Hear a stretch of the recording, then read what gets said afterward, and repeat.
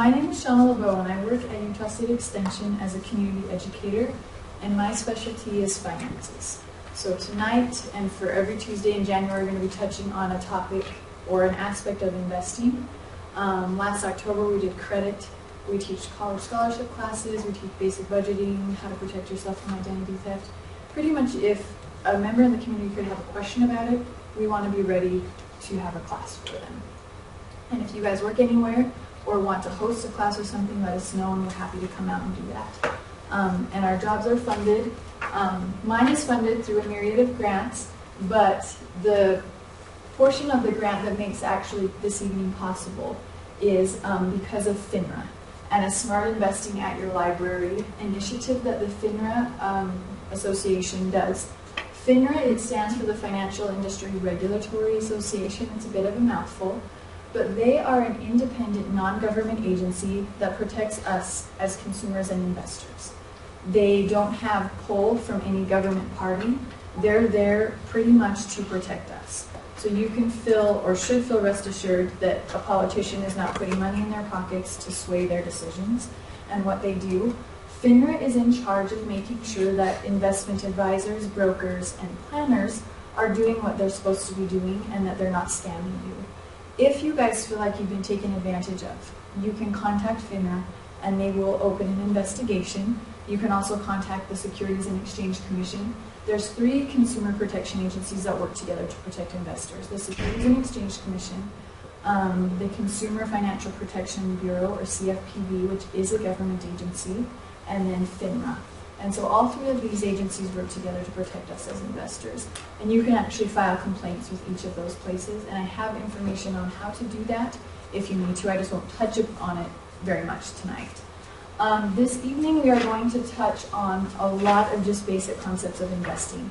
Some of the slides, and I'm giving you each kind of a presentation outline. Some of the slides have a lot of information and it might be a little bit overwhelming. I tried to simplify, and then when I would take something out, I felt like it needed to go back in. And I will try and get through everything in our allotted time. If not, you have the slides. First and foremost, I have some questions for you guys. What does it mean to you to invest? And after we do that one, I want you to know, just to feel, how comfortable are you guys with investing? Is it scary? Is it exciting? What are your thoughts on it? So what does investing mean to you? 401k. Okay, so you think of 401k. Putting away for retirement. For retirement, perfect. I think that's what most people think. Investing is for retirement. Could investing be for college? For kids, maybe? How about stocks or bonds? Stocks and bonds. Okay, yep. Any other words or ideas come to mind? When I think of investing, those are the things that come to mind first for me. I was at a presentation listening to somebody from the NeighborWorks organization teach, and they asked us that question, what is investing? And we all said, well, it's retirement, it's 401ks, it's an individual retirement account, we want to retire someday. And they said, yes, but you're wrong. And that kind of threw our worlds into a helter-skelter spiral, and we thought, how could we be wrong? But essentially, investing is putting money aside for the chance or the hope that it will grow to something bigger in the future. I think the biggest thing that we'll invest for in our lifetimes is retirement, hands down, and possibly children's education, if that's a possibility. But you could invest in just a personal goal you have. You might want to go on a world tour in 25 years, and you decide you're going to put some money in stocks or in bonds to get that for you. And that trip is aside and apart from your retirement. So it could be any goal that you have. First and foremost, you should probably be investing for yourself first, even though that's selfish, because we don't know if Social Security is going to be there. It might be, but they might cut it a little bit. It might be in an amount that we don't feel happy with. We've worked our whole lives, and hopefully we've been able to get raises slowly along the way. And in doing research for investing, they always say plan on having 70 to 80% of your income now. Do you guys want to retire and then all of a sudden have to cut back your lifestyle? I most certainly don't. So whenever they say, oh, plan for 70 to 80%, it makes me laugh because I don't want to cut my lifestyle back. If anything, I want to be at 100% where I was, if not, have the opportunity to grow. Because maybe in the future there's going to be grandkids and I want to take them on a trip, or I want to go see something in New York or Florida or whatever that is. We want our retirements to be fun. We don't want to have to sit in a chair and not be able to do anything because we didn't plan. I thought this was really interesting when my friend Eves told us this. He said you guys could invest in stocks and bonds, which most everyone thinks about. You can invest in real estate. He said you could invest in a garden. You could plant fruit trees. Because what is your fruit tree going to do? Hopefully produce bananas or oranges or apples. If you're in Utah, probably oranges aren't going to grow well here. But it's going to grow so that hopefully in the future you can sell them or use them to feed your family so you don't have to spend money on them at a store. So there's a lot of things that you guys can invest in. We're going to touch on this in 2 more weeks, but investment fraud, and Utah is one of the biggest fraud capitals in the world. And so it's very important in teaching you guys these topics in the next couple of months, or next couple of weeks, excuse me. I don't want you to be scared of investing, but I want you to feel prepared. And I want to be able to give you enough information tonight, and if you guys have questions or if something's not making sense, raise your hand and let's talk about it. If I don't make it through the whole presentation, that's fine. You guys have it, and I can touch base again on it next week, or I can even email or talk to you guys just on the side if you have other questions, okay? So please don't hesitate to ask questions. What I want to touch on too is a little bit, sometimes we get confused, saving versus investing. I think it's important to realize that investing is this growth for future whatever. It might be retirement, it might be college, it might be this world trip in 25 years. And then we have savings. When you save money, where do you all typically think about saving money? In a bank. And why would you put money in a bank? Some interest. To get some interest, but you know when you put it in the bank, you're not going to lose anything. Hopefully, even if you have it on online banks now, usually in the bank you have easy access to your money. You'll deposit it, but then if an emergency comes up, you can go and withdraw and use those funds. So when you're saving, I think of saving as a preservation. I want my money there, I know it's there, I'm going to earn just a little bit of interest. Right now my savings account is earning 0.02, which is dismal, but I put my money in there because I know nothing's going to happen to it. If I want to invest, I want my money to grow, but I'm going to use money that I can afford to lose. And that kind of sounds funny because who can really afford to lose money? Nobody. But could you also afford not to invest for retirement? At least not the retirement I want to have. So I make sure I have a little bit of money in savings, and then I put a little bit aside for my retirement with the hope that it's going to grow and grow and grow. And so a lot of times we think of savings and investing and we put the two together, but they're two very different things. And we'll run through that in a little bit. Savings, a lot of times people don't invest because they're scared. They're scared of the market, they're scared there's going to be a crash, and that's okay. Hopefully we'll give you a little bit of information tonight so you can think about it a little bit more and then maybe pick investments that you feel comfortable with. If you feel comfortable and are an excellent saver, then you might be able to fund your retirement just by putting it in savings accounts and CDs. I'm not that diligent or disciplined, so I need to take my chances in the market with the hope that it's going to grow over time. First and foremost, don't forget to pay yourself first. This could be $5 a month. It could be $50 a month. It doesn't matter how much it is, but you've got to get into the habit. Is it overwhelming for any of you guys to think about planning for retirement? I think it's overwhelming. It's scary. And Danny, you're probably a little more overwhelmed than most of us because it looks like you've been able to walk this earth a few more years than we have. And only because I've had Danny in a few classes I can say that. But his retirement, hopefully, he probably wants to retire a few years before I do. It's At least Powerball or scratch-offs. Scratch-off. His retirement plan is driving up to Idaho. Yes. So, we all have our plans, no? But make sure that you're paying yourself first. Right now, if you're younger or you're just starting off in life and you're trying to figure things out, it can be overwhelming. One of the sheets that I handed out, and we'll go over this right now, is where do we start with investing? First and foremost, you have to figure out what your goals are. In the sheet, it's a white one. I'm going to grab it right here. I pulled this from the Securities and Exchange Commission. This booklet that it comes from is 65 pages long, and there's a lot of good information in there. I just couldn't print it all. without my office getting suspicious. That brings the paperwork flying out the door. So this is the first and foremost, if you leave here tonight and you're really overwhelmed, it says, where do I get started? And then it goes on to say, don't get overwhelmed. But to get started, first you've got to figure out what your goal is. On the second sheet here, it talks about some different things that you could save for. It might be a home is where you're going to save if you want to buy in the next year. You probably want to keep that money in a savings account. If you're maybe wanting to get into a home in 10 or 15 years, you might be able to put some of that money in the stock market because over time you'd be able to handle the market fluctuations or the changes. So first and foremost, you've got to figure out where you're at and what your goal is. I'm going to talk and refer a lot to retirement because that's just kind of the typical thing we think about for investing, but don't feel like that's what your goal needs to be. So think about what you want your goal to be and write that down. Some important things to think about. Your time horizon. You'll hear this phrase in investing a lot, and if you sit down with a financial advisor, they might say, well, you have a long time horizon, or you have a short time horizon. Time horizon is just the length of time you have until you accomplish your goal. Who wants to purchase a home here? In the long future. In the long-term future? Yeah. Throw out just a year. About how many years would you like to have a home? 5. In 5 years? Okay. Yeah. Does anybody else want to have a home? What are you thinking for time? Next year.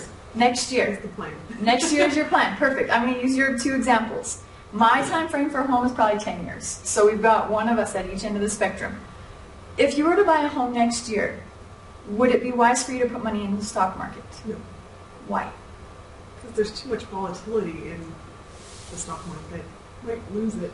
Perfect. That is spot on. So if your time horizon, or you don't have much time for your goal, you want to be more cautious with where you put your money. She's hoping to buy a home next year. The stock market hasn't done that well this past year. It might need a few more years to recover. So putting her money in the stock market might mean she has nothing for her down payment on her house. Whereas you're maybe thinking 5 years. You might be able to find a money market fund or a certificate of deposit or something like that, where you could put your money there and earn 3 or 4%. And you know your money's not going to be lost. You know you can't touch it for a specific amount of time, but that money would be there. Where I don't want to buy a home for 10 to 15 years, I maybe could take my chances in the stock market because I'm going to have time to recover from the market volatility or the changes in the market. So that's where investing is different, and you can see for every person, our goals are different and our attitudes are different. Would you consider yourself to be an aggressive investor or maybe a little more conservative? Pretty aggressive, probably. You're pretty aggressive. I am as well. So for our retirements, we could be putting money into accounts that are stocks and international companies and things like that for the chance to grow faster. If Lisa wanted to retire in 3 years, Ooh, that'd be awesome. would she be able to be that aggressive with her funds? Probably not. Hopefully she's been wise enough to put some money away while she was younger, so the closer she gets to retirement, she can start moving it over to more secure assets like bonds and money markets, and so we'll go over some of those. How much do you need? I didn't reconnect to the internet, and this was my fault when I got in here, but this website is a really cool spot. Go to choosetosave.org, and you can figure out exactly how much you need to save for your retirement. It gives you the opportunity to say, yes, we'll have Social Security, no, don't plan on Social Security, and you can decide if you want it to factor in inflation. And inflation is just when the prices of our goods and services go up over time. On average, for about the last 50 years, they've said inflation has gone up about 3.8% a year. So you can go to this website and figure out exactly how much you need to retire. And then another thing to consider in your investing is, do you need help or do you feel confident in doing it yourself? There's financial advisors and financial planners that are more than happy to help you, but if you feel comfortable in watching the markets and studying and doing research and it's fascinating to you, you could probably do it yourself. And so it's important just to figure out and know who you are and what you think is best. Risk tolerance, I'm going to pass out a risk tolerance quiz. There's a lot of these online, and in doing research for this class, I found a few of them. But the one I'm going to just hand out to you guys tonight is from saveandinvest.org, which is FINRA's website for their education. at saveandinvest.org, they have a lot of different information available. But you guys can go through, and this is going to kind of measure. Go through and answer the questions honestly. I'm not going to make you share your answers or show them to anybody. So go through and answer these, and then I'll pass out the answer sheet. And this will help you kind of determine, have I made some risky or aggressive financial decisions in the past, and where am I at? Investors who are prone or like to be more aggressive, the chance to higher returns and higher rewards, actually become victim or fall victim to fraud more than conservative people. Just because and I'm one of these people, is, hey, you say you can take my $50 and turn it into $300, what the heck, I'll try it. If I lose the 50, I lose the 50. So that's just something to be aware of as you're going through. There's a lot of different quizzes online, and I can get you some specific sites if you're interested in those. But one thing that they'll measure or they'll have you check on in a lot of risk quizzes is they'll give you a graph, and they'll say, okay, if you could earn 20% on your investment a year, but have the possibility of losing 10%, would you take it? Do you feel more comfortable earning 8% on an investment with the chance of only losing 4%?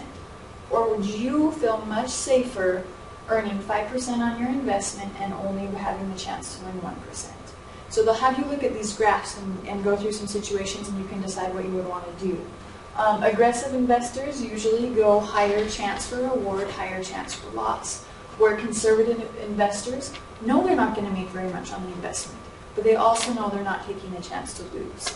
So it's important when you start to figure out how you want to invest, kind of where you want to be at.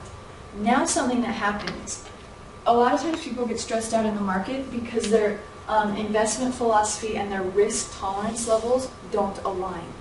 So you might be a really aggressive investor, but you might be in a certificate of deposit at your bank that's earning 2%. And that's incredibly frustrating to you. So you're mad with your experience. Danny maybe wants to retire in 5 years, and he maybe has all of his money in an aggressive fund, but the market's been doing horrible the last year or so, and he might start to get some anxiety and panic and can't sleep at night because his investment philosophy, whether he wants it to or not, as he gets older, needs to change and become more conservative. And so a lot of times what happens with the markets when we get scared or we're uncertain of what to do, it's because our risk tolerance levels, we forgot where we feel comfortable, and maybe we did something that went against those. So make sure you're always trying to keep those in mind. If you're wanting to figure out, well, I like aggressive things, what could I be kind of playing with? This is just a triangle that explains some of that. For your retirement and things like that, probably safest to be in the base column here, or category here, or this mid-range column here. The mid-range is going to be your stocks, your bonds, mutual funds, and real estate, and we'll go into some of that. Up here, in the super aggressive, I did collectibles. That's like your stamps, your vintage cards, baseball cards maybe. Could be jewelry. So things that maybe are valuable, but kind of depending on how the market's going, you might not be able to get as much as you think it's worth. When the markets are doing really well, people might have extra cash to pay you for that 1968 Mustang that you think is worth $55,000. When the markets are crashing, they might not have money available or at their disposal to pay for that. So your collections are a very variable and kind of a risky assessment. Penny stocks. If you're wanting to play in the stock market and you have a little money or you could afford to lose some money, you could probably try penny stocks out. I would not do it with any money that you want to keep for retirement. Penny stocks are stocks or ownership in companies that are just starting out, or they're companies that are needing to generate revenue because they don't have any coming in, and so they're very, very risky, and a lot of people lose a lot of money that way. So just be careful that way, and we'll touch briefly on futures when we talk about commodities here. These are just different investment philosophies that some people adhere to. I'm not going to spend a lot of time on them tonight, but growth investing, if you're trying to get money for retirement, or if your company offers like a 401k package, a lot of times the funds they put in there are going to be growth investing or even value funds. Value funds are stocks or mutual funds that they've been following in the market that these investment professionals think are undervalued, and they think that the company is going to grow really fast all of a sudden. So they'll put money into those funds with the hope that you're going to get a lot of returns in the near future. And then growth is when you put money in just steady companies that are always probably going to be around. They do really well. Sometimes they have awesome years. Sometimes they might stagnate just a little bit, but you're always going to be growing a little bit that way. Some people really are socially responsible investors, and they might believe that you shouldn't drive gasoline cars, and they might be into electric vehicles, and they might not want to support certain oil companies and things like that. If those philosophies fit some of your beliefs, you can actually find mutual funds and investor advisors that adhere to that and will get you a package so that your investments fit with your lifestyle and your choices. So that's kind of interesting that way. Asset allocation is an investment term that you're going to hear about, and asset allocation and diversification kind of go hand in hand. Have you guys heard the phrase, don't put all your eggs in one basket? What does that mean?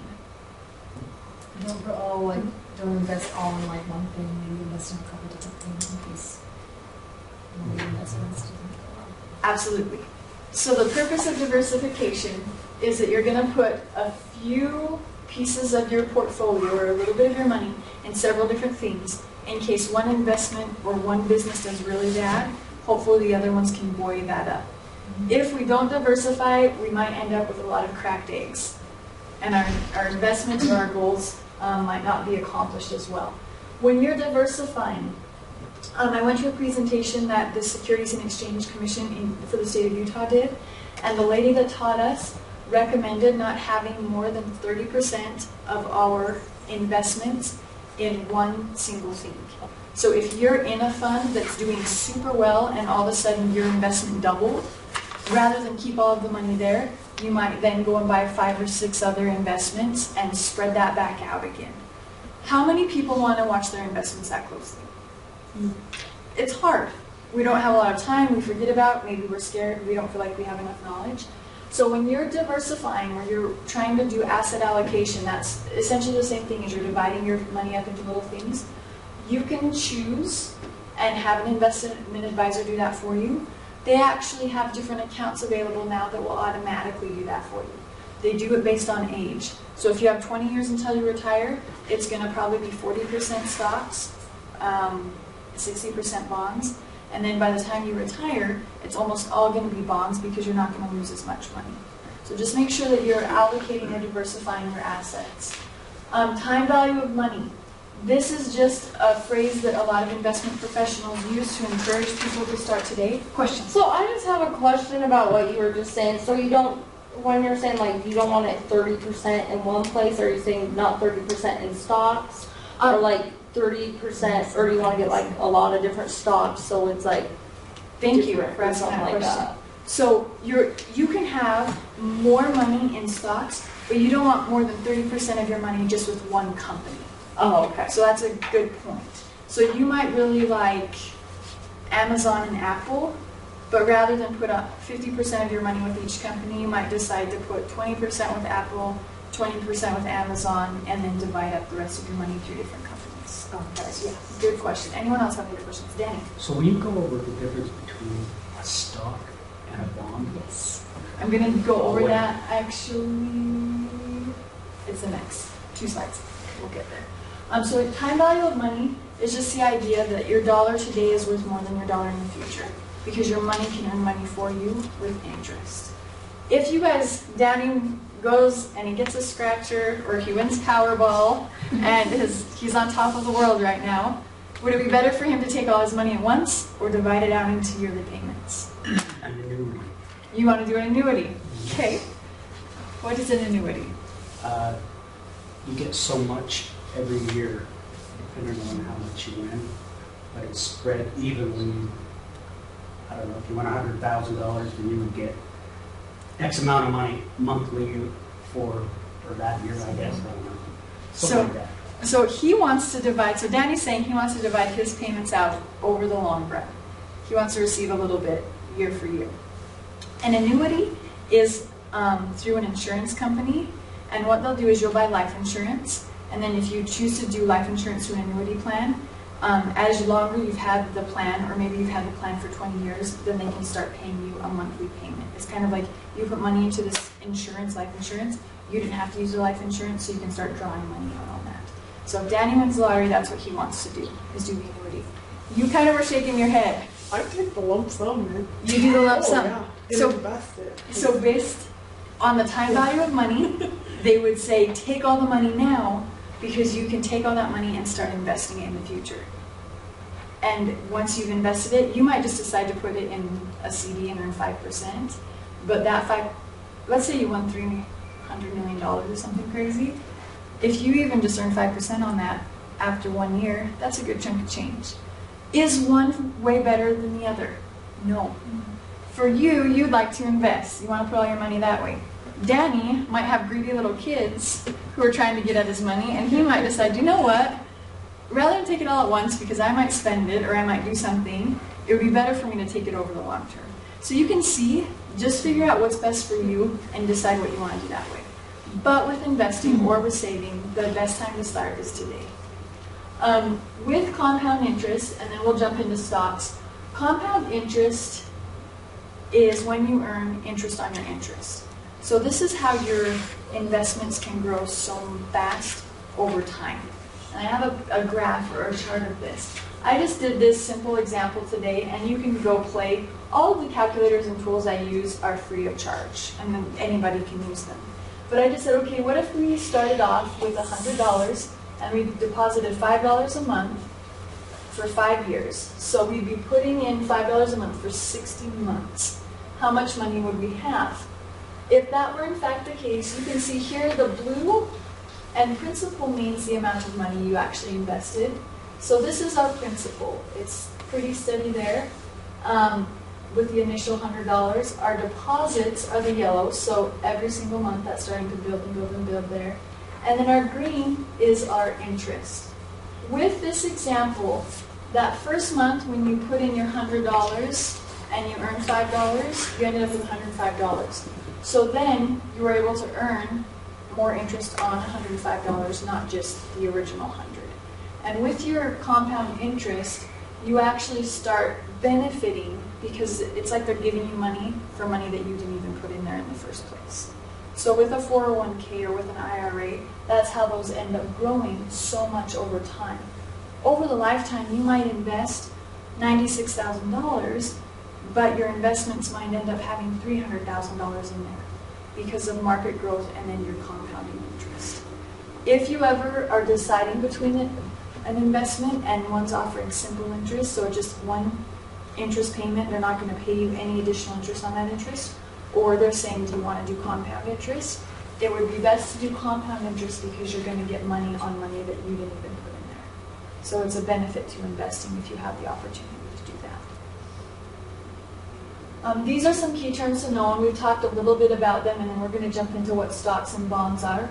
Your volatility, and Melissa mentioned that word, it's your market fluctuations. So does anybody know what happened yesterday on the stock market to the Dow Jones Industrial? It crashed. It set a record. Never before on the opening day of the year had an investment or had the Dow Jones Industrial dropped 400 points. But what did the Dow Jones Industrial do today?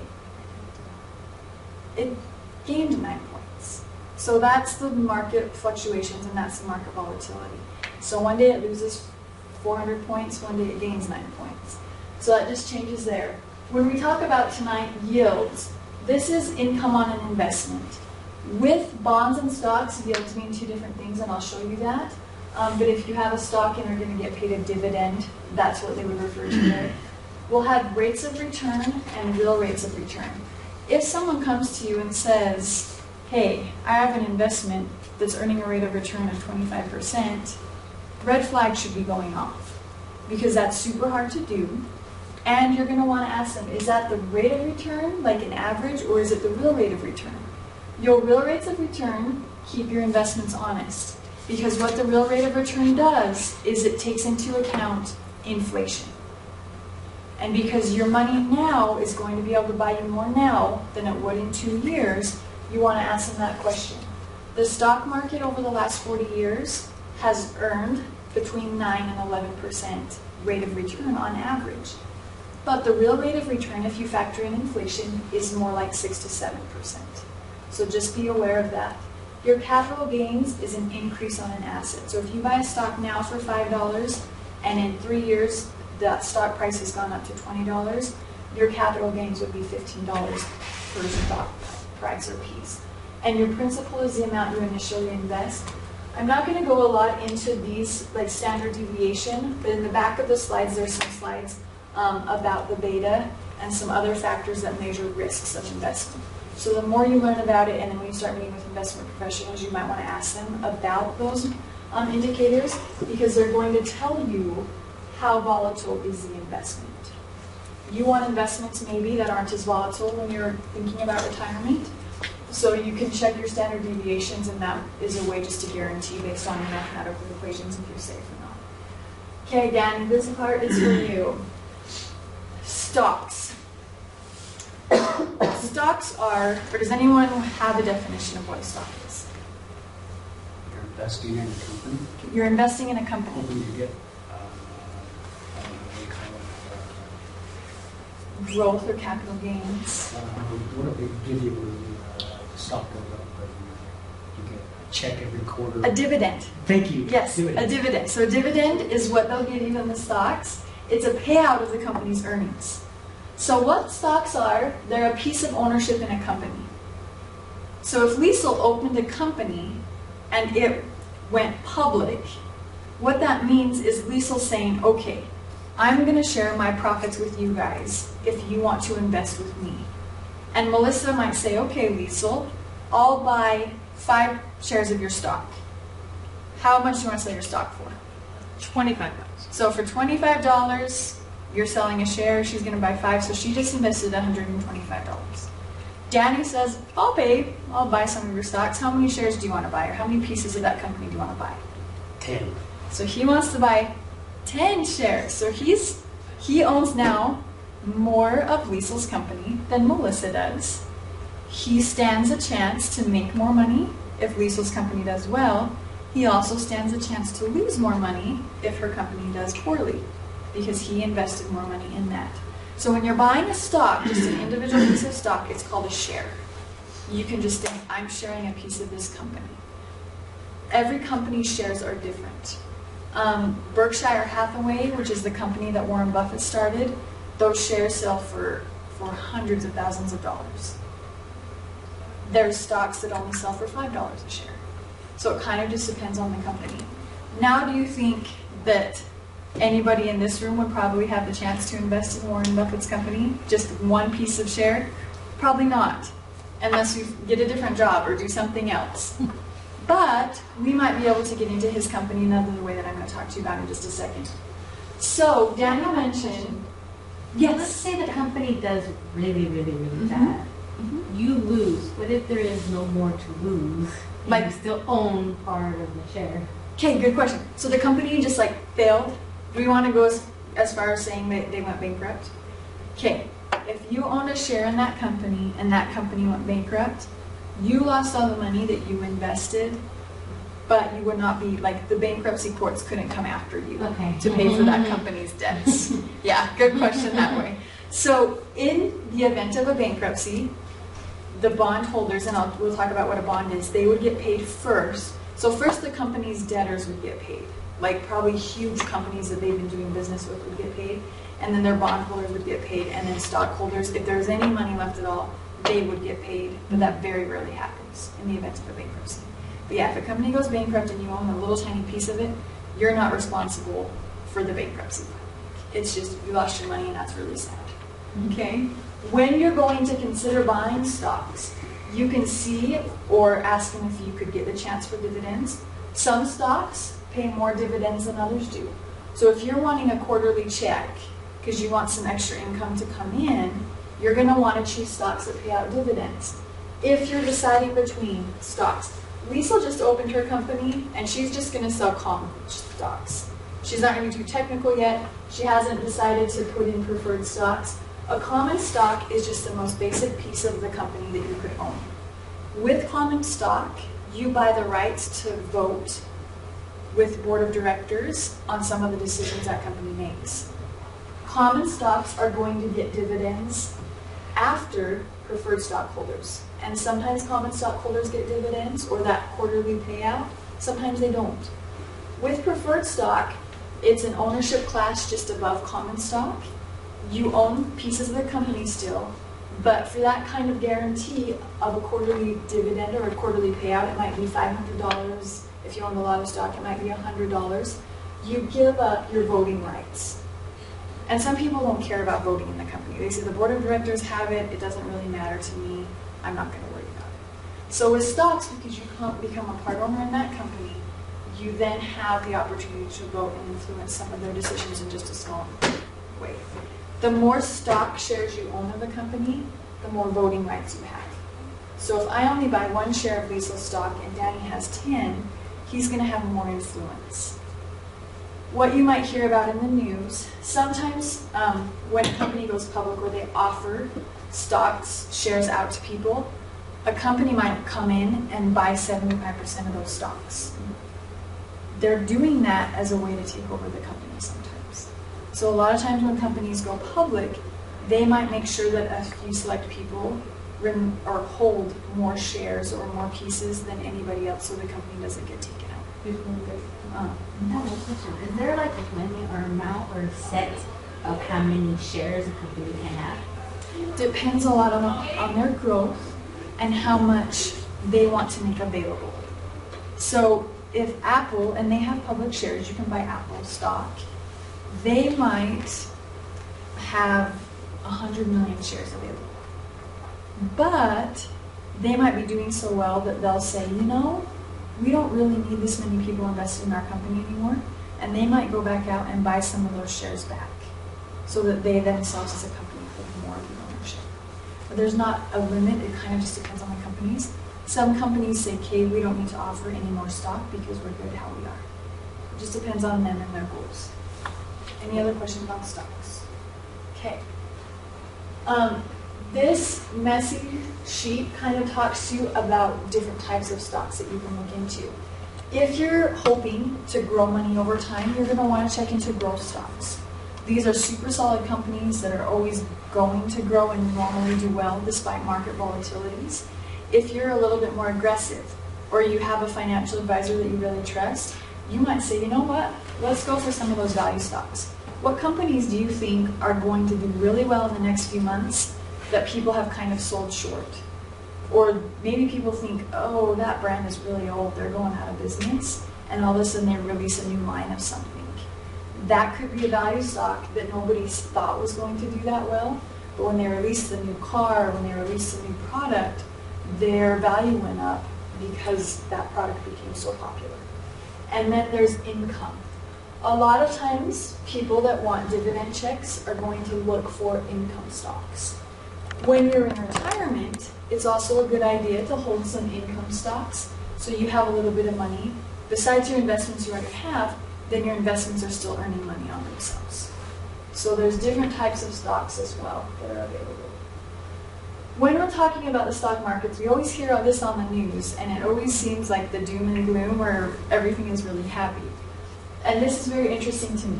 So the Dow Jones Industrial Average, the NASDAQ, and the S&P 500, these are the averages that are usually advertised. If you go onto Yahoo Finance or Morningstar, you're going to find them, like top of the page in big letters. The Dow Jones, what that is, it was started in 1896 by a man named Dow Jones, and it's just an average of only 30 companies that trade on the New York Stock Exchange, so 30 companies in the United States. Does it seem a little bit odd that we would be basing so much or put so much weight on just 30 companies in the United States? Because on the news channel I always watch, it's always the Dow Jones Industrial Average just went down this much, and I think, okay, because it's only 30 companies, but most people forget or don't realize it is only 30 companies. The NASDAQ is a little bit better indicator, but the NASDAQ is 3,000 technology and biotech companies. Technology and biotechnology are huge industries right now, just because there's so many advances all the time. You buy an Apple phone and in 3 months it's out of date because they release something else. Amazon and Google and Microsoft, all of these companies that are kind of on the cutting edge of what we do, that's where you're going to find their companies, is in the NASDAQ. So if you're looking at indexes, would it be better to look at the NASDAQ or the Dow Jones? NASDAQ, because it's more companies. It's a better indicator. And then your S&P 500, which actually, the S&P 500, this stands for Standard & Poor. They're an investing company. This is 500 of the biggest companies in the United States. The S&P is an even better indicator than the Dow Jones because it is 500 companies.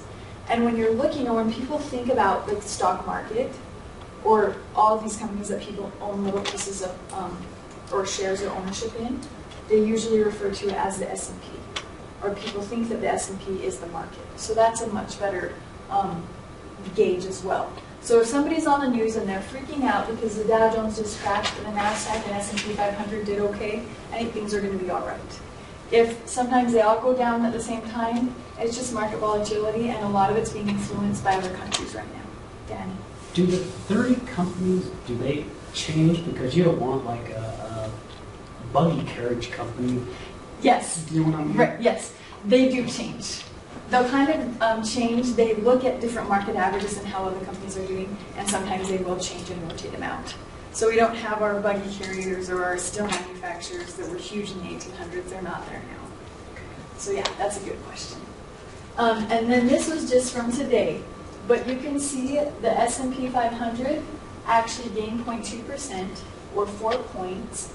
The Dow Jones, after the horrible day yesterday when it plummeted, they gained 0.06% or 9.72 points today.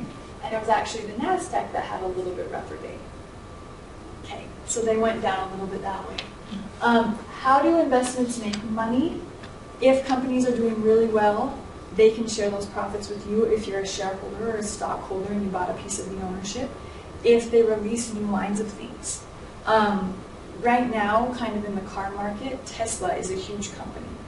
They're kind of on the cutting edge of the electric fuel cells and all of that stuff. They could be a huge company that grows in the very near future. So if Tesla grows and booms, that could be a good stock to own if they decide to make their shares public. Some companies never make their shares public. Lego is still a privately owned toy company from the Netherlands. And I would have thought, when I was doing research, I was like, oh, let's see what Lego is. But the family still owns them, and they've never made the shares available to the public because they haven't needed to. So if the companies are doing well and outperform, they do well. How do investments lose money? Their competitors do better than them. A lot of times, and this was actually very common in the early 2000s with those accounting firms that were very dishonest and then ended up crumbling. So if the people running the companies are dishonest and take that stock money, the money that stockholders are giving thinking it's going back into the company, sometimes they'll take it and they'll blow it on their big houses, their vacations, their pensions, their X, Y, and Z's. They don't put it back into the company, and all of a sudden the company crashes. Companies can also lie about their financial reports and their earnings statements. So if you decide to buy into a company, make sure you do due diligence and homework. And there's a lot of places available now you can get that. Bonds. So stocks are ownership. Bonds is an actual loan. So when companies need money, maybe they don't have stocks that they have available to sell, or maybe they need money a little bit quicker, they're going to sell bonds. So you become kind of a loan holder. Bonds are sold usually in increments of $100 or $1,000, and then you kind of go up there. So $1,000, $2,000, $3,000, kind of just depending on the company. But what they'll do, are you going to give anybody your money for free? Probably not. So bonds, when you buy into them, they will pay you an interest rate. Interest rates on bonds typically aren't as high as the stock market, but bonds are a good way to diversify your portfolio because bonds are usually a guaranteed interest rate. You buy the bond and you say, okay, I'm going to give you my money, and in 3 years, I'm going to get my money back, and they're going to pay you interest on that. If you own a bond and you bought it when they initially offered it, you'll usually get that set interest rate. It's called the coupon rate. and you know, okay, every year, twice a year, for the next 3 years, if that's your maturity date, or every year for the next 5 years, if that's your maturity date, I'm going to get paid 5% interest every 6 months. Now, what happens if you buy a bond and the interest rate, when you bought that bond, the interest rate was 3%, and you thought that was really good, but then the Federal Reserve Chair raises interest rates, so interest rates on new bonds are at 5%. Your bond doesn't look so good anymore because you're only earning 3% when people that are buying new bonds are earning 5%. So bonds, what happens is it's an inverse relationship on the interest. So if interest rates in the market are really high and you bought bonds when interest rates are really low, the value of your bond goes down. But let's say interest rates were really high and you bought a bond and they were going to pay you 7%, and then interest rates go down. Your bond is worth quite a bit of money because you're getting 7% interest, where new bonds being issued are only going to earn 3 to 4%. So interest rates on bonds go inverse, or the exact opposite of what the value and interest rates are in the market. Bonds are great because of that reason, and sometimes because of market fluctuations and volatility. Bonds are good because you're going to get a guaranteed 5%, maybe if the stock market is at negative 4% for the year. So it's a good way to diversify your portfolio that way. There are risks involved with bonds. One of those is a credit risk, and the other is the interest rate risk. Credit risks are involved with bonds if the companies crash, or if the companies go out of business and they can't pay you back that money. You would hope that through the bankruptcy filing, they're going to be able to pay a little bit back to the bonds, but you took a chance on buying that bond and you might not get your investment back. So the bonds aren't as susceptible to market volatility, but there are still risks involved. Inflation is also something that can hurt your bond, the value of your bond. Yes, Annie? Okay, I work for the county and they always issue government bonds. Are those the same things? So government bonds, yes. So with bonds, companies can issue bonds, counties can issue bonds, and the federal government can issue bonds. Even like nonprofit companies could issue bonds if they're trying to generate a huge project or something that way. But your county bonds, that is a way that you could invest. You're giving some money to the county because they want to build a new park or a new library, or maybe they need a new county government center. So you would give them some money with the promise that in 3 years they're going to pay you back the money you invested or gave them plus that interest rate. And then they raise my taxes to pay me the interest. Yes, and then they pay you, they'll raise taxes, so they have that money to give you that bond back. So with that being said, Then it'd be more secure to get a government or county bond because yes, there's more of a chance to get paid. yes. Your bonds, that's a very good point. Bonds are rated. So bonds that have ratings BB, so BB, up to AAA, they're considered more stable bonds. Bonds that are lower than the BB, they call them junk bonds. And that means that the companies are in trouble and they're needing to raise some revenue for something, so they're hoping people buy into them. And they're going to offer or promise a higher interest rate, but if they fail, you're out of luck. So if you're deciding what bonds to buy, it's better to choose bonds with a higher rating, and government and municipal bonds have usually been more safe. Some towns in California that filed bankruptcy, those bondholders didn't get anything, probably, or as much as they'd hoped. I didn't get a bond and tax rate anyway, actually. Yeah, you're just in trouble anyhow. What you can do, is it easy to go out and buy 10 different stocks in 10 different companies and then maybe 5 or 6 bonds over here on the side? It's a little bit hard, a little bit overwhelming. So what you can do is you can get a mutual fund, which is a pool of stocks and bonds that companies put together, and then you only have to go to one place and pay. But they're going to have lots of different pieces. So these are our investors, and we give our money to our 2 fund managers. Fund managers are then going to take that money, and they are going to invest in all these different companies. When Costco does really well, that's going to help the value of our investment go up. With the idea maybe that if Costco and Sony are doing really well, and maybe Google and the 3 banks that we own in our mutual fund aren't doing so hot, they can make up for it and balance it out. So mutual funds are a very good way to invest while spreading out the risk among many, many different companies. And when those businesses do well, that money is going to go back to you as an investor. You can take the dividend, or you can actually reinvest your dividend, and your money is going to continue to grow that way. Question? With a mutual fund and stocks, you get like the same, like a dividend every, 4 months, like Every stocks, quarter. or oh, okay. Yeah, it can be every quarter. When you're researching, But it depends on what mutual fund you get, right? Yes. 'Cause depending If- from what banker you use or whatever. it depends on which mutual fund you get. So one of the mutual funds that I have, they just do the dividend payout at the end of the year. And then it's my choice if I want to take that dividend or if I want to reinvest it automatically. Oh, But a lot of them will do it every quarter. So when you're doing the research, just make sure you ask them on that. With your mutual funds, you can have funds in several different companies. Index funds, they call these passively managed, so they're not changing them as much. But your index funds are going to follow a group of companies. It could be like our S&P 500. It could be the Wilshire 5000 or the Russell 3000, which is 3,000 companies. Index funds, if you decide to go this route, they actually are really good as far as fees are concerned, because it's computers that are managing these and making the adjustments as necessary. You're not paying a human to do it. So, humans are there watching the computers to make sure they work properly, but they're not actually going in and spending tons of time buying and selling. It's just kind of an automatic thing that happens over time.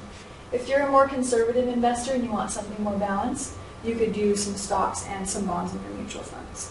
And that's a lot of times what they do with retirements, just to balance things out in the market.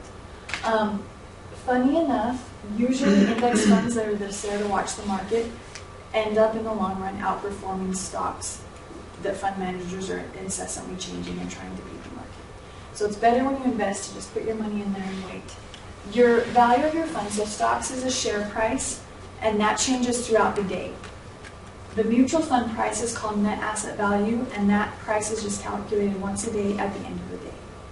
So if you decided you wanted to buy a mutual fund, you wouldn't be sure what price you were buying that at until the very end of the day. So just something to be aware of that way. And turnover is how often you're changing investments. Something also to be aware of in the mutual funds, watch your fees. You can find very, very good funds. They call them no-load funds. And that's when they're not charging you when you initially invest or when you sell. Loads on some funds can be between 3 and 8% of the value of your fund. So let's say you had an investment that was worth $1,000 and then it grew to $2,000, and when you go to sell it, they're going to charge you 8%. It's not just 8% on that initial money you invested, it would be 8% on the total money in the account. So if you decide you want to go through mutual funds, make sure that you are buying one that doesn't have a front-end load which is charged at the beginning or the back-end load which is charged at the end. Most all mutual funds will have expense ratios. You can find funds with expense ratios as low as 0.15%. I would never, because if you do some research and just look around a little bit, you can find funds as low as 0.15%. I would never go more than 1.25%, and I would probably only pay that on a foreign fund that's changing often or an international fund. Some expense ratios will be higher than that, but just know if you just wait and are a little more patient, you can find a better deal. There are a few investment companies. I can't steer you to different investment companies, but just know that there are 3 or 4 of the big name companies that really pride themselves on low expense ratios. And on their retirement funds, they're only charging between 0.2 to 0.35, which is really a nominal fee for the rates of return that they're getting. What was the percentage? If it's higher than 0.5%? Or Higher than 1.25%. I would not invest in that, yeah. And then these are just the growth of the market over time. So you can see in the 1950s, the dividends or the amount of money they paid out was 5%. The total return based on the increase in the companies, because it was baby boomers, the wars were over, and everyone was spending money and the economy was just growing. was 19%. Inflation was 2%. When we factor in inflation, it drops it down to about 10%, or the price change was 10%, and the real rate of return was 16. From 1950 to 2009, the real rate of return on the S&P 500, those big 500 companies in the United States, has been about 7.0%, which isn't horrible. But you have to realize that in the 70s, when inflation went crazy and the markets crashed, the people that had money in there, it's a roller coaster. It goes up and down. If you had money in the stock market in 2008, I was talking to one of my coworkers today, her and her husband lost 30% of their investment portfolio. And just as of last year, they had finally recovered that. But it was for them hundreds of thousands of dollars. So just know there's market fluctuations and volatility in there. And if you match your investment strategies to your risk tolerance, you're going to be able to withstand it. And that's why it's also important not to invest more than you can afford. When you go look, just as a parting thing, when you're going to buy into a stock or into a mutual fund, make sure you look over their paperwork very well. The paperwork that's the most important, or their formal legal documents that they have to put all their earnings, their strategies, and everything in, is called a prospectus. If any of you have retirement companies through work, every quarter or every year you might get that big thick booklet in the mail that tells you about the investments you have. And if your 401ks through your work are invested in maybe 10 to 15 mutual funds, you might get 10 to 15 prospectuses. So just read through the paperwork. One of my coworkers, the one that actually lost 30%, she hates it, so she just throws it right away. But the last part of the presentation, and we're actually going to touch on that information on the next couple of classes if you guys come, is just questions you should ask your investment advisor. If you can't come to any of the other classes, just read through those questions, and then some of the literature that we passed out that was put together with FINRA is questions and how can I find an investment advisor that I trust. Just make sure and ask them always. I think the most important thing for me is how much are you going to charge for this? And if they charge commissions, like when they are selling your things and they're going to get money off of that, I would be a little leery, because there's very, very noble and honest investment advisors that only charge a fee. Just a flat fee a year, or maybe a flat fee when you go in and meet with them, and then they'll buy and sell your stocks and not charge you for that. So just be aware that way. To learn more or to find a class, visit slcolibrary.org/smartinvesting.